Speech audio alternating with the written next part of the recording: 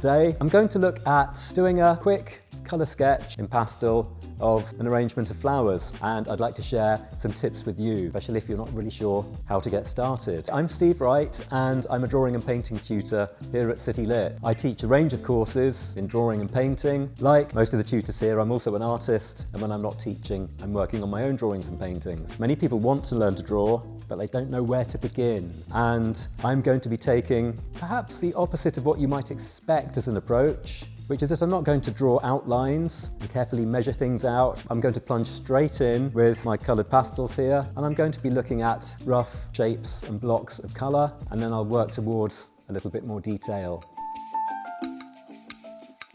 I've got two kinds. I've got some yellow roses and some white chrysanthemums. I'm not going to begin with an outline. I'm going to begin with a bit of colour to represent this big bunch of green foliage I've got in the middle. First thing to do is just get a connection between what I'm drawing and my drawing. This is going to give me enough room up here and enough room down there. So I'm doing the opposite of what most people would do starting out in drawing. I'm not starting out with the outline. I'm going to start out with some blocks of colour. This is one of the first things I learned when I was still at primary school, and we had an arts advisor come to visit, and I was drawing rather like this in soft pastels on grey paper, and I was starting with a black outline, and he said, "Why are you doing that?" I said, "It's not black, it's white there. Why don't you use white?" And I said, don't you always start with a black outline?" He said, "No, look at what you actually see. Look at what is there." When you're drawing from observation, drawing what you actually see that's in front of you, the key thing is to observe. You need to be looking at it. So my eyes need to be out there on the flowers, not buried in my drawing. A lot of the students I teach, who are setting out to draw, get a bit anxious and they sort of bury themselves in the drawing, hoping it will come up with the answers. But the answers are all out there, and that's where my eyes need to be, nearly all the time.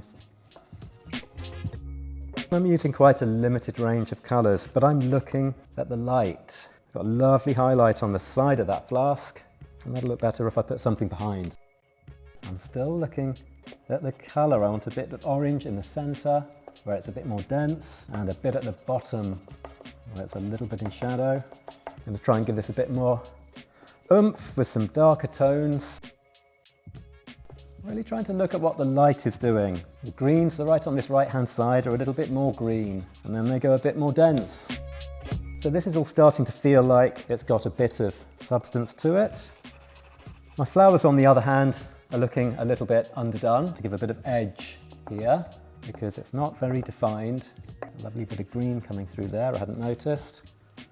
While I've got the green in my hand, I'm scanning around, seeing where else I need it.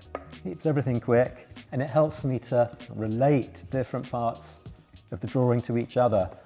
Any art tutor here is likely to tell you drawing and painting have a lot to do with finding the relationships between things.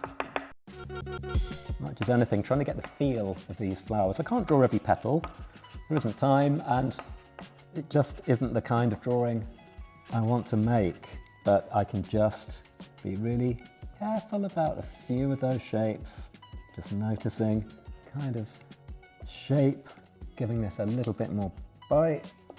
I'm doing quite a lot of layering with these pastels, putting colour on top of colour, because the colours I've got from a standard set, they're quite hard and bright. They're not the most subtle, but I don't need a range of 28 or 100. I can use them together to create the interesting colours I want. And this is where I finish off. I'm going to pick a contrasting blue. I haven't got blue surrounding my flowers. I've just got whatever's behind it. I'm going to use a colour that's just going to set off what I've done, and I'm not going to worry about what's literally behind them in the room. And this is the finished drawing.